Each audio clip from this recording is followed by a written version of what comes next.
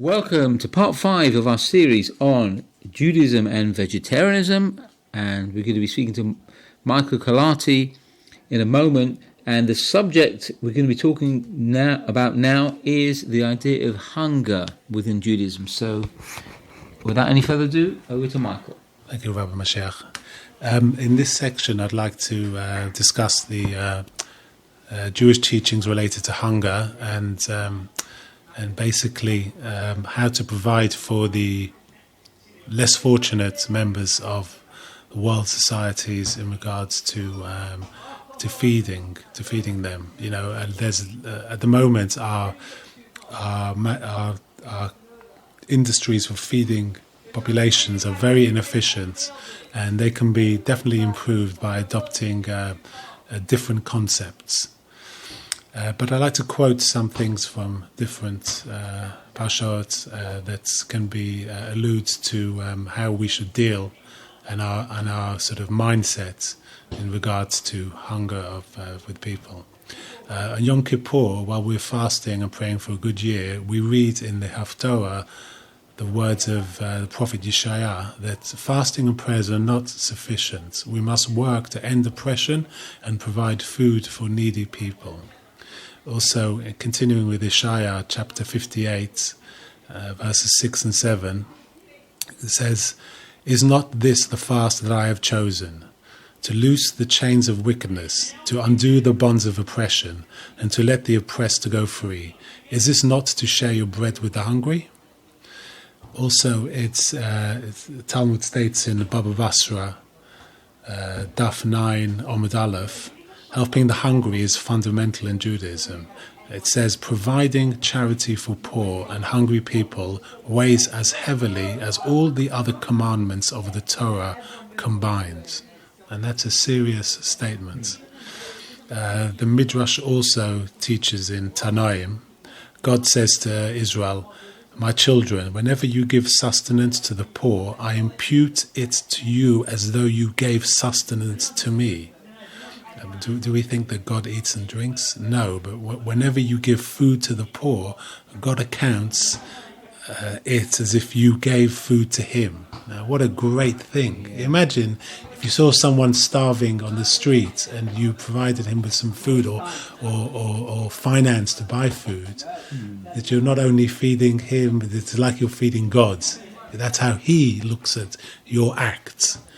You know, sometimes, you know, you must also consider that a poor person you see that's begging for food on the street, maybe it's not just a poor person. It could be an angel of God that's testing you. You know, life in parts are tests of what you will do. And who knows, if you treat the beggar in the street as if he's an angel sent by God to test you, you know, it makes you feel different inside when you do provide for that person. And you'll often, you know, look out for people who would need your help. And it's a good mindset to have, and also a good example to show.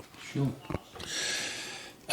On Pesach, we're also reminded not to forget the poor. Besides providing ma'atot chitim, charity for purchasing matzah for the needy before Passover, we reach out to them at the Seder, and we say, as in Haggadah, "This is the bread of affliction which our ancestors ate in the land of Egypt. Let all who are hungry come and eat. Let all who are in need come and celebrate Pesach."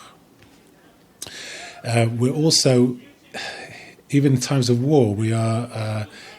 It says in Mishle 25, chapter 25, verse 21, we are even admonished to feed our enemies if they are in need. It says, "If your enemy is hungry, give him bread to eat. If your enemy is thirsty, give him water to drink." This is from Mishle 25, verse 21.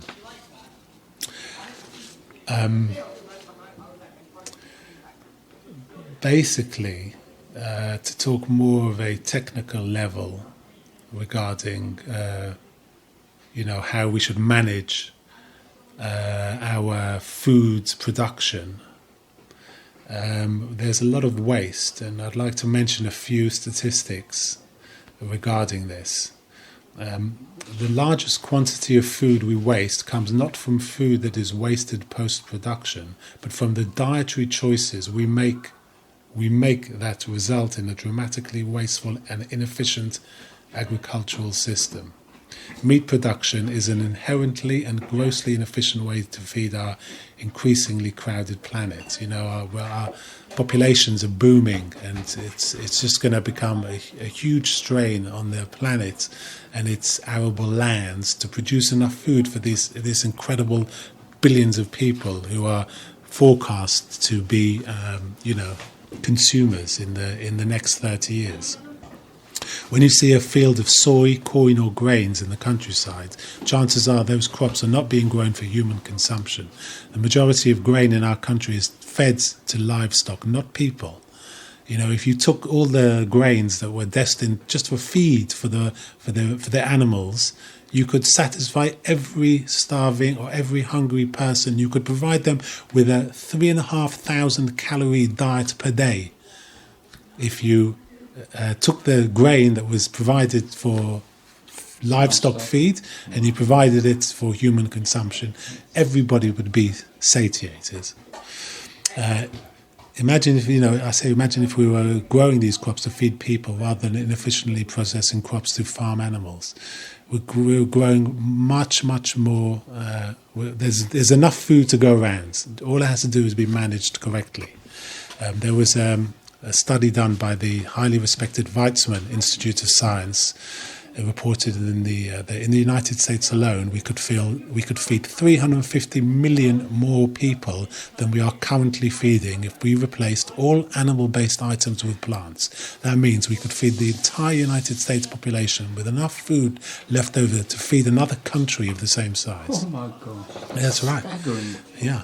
The scientists who conducted the study also found that the plant-based replacements could produce 2 to 20 times more protein per acre. The fear of a protein deficiency from going vegan is nothing more than a myth. The researchers also compared the amount of land specifically used for beef with a mix of common crops such as soy, potatoes, cane sugar, peanuts and garlic. The amount of land needed to produce 100 grams of protein from these crops would only produce 4 grams of protein from cows.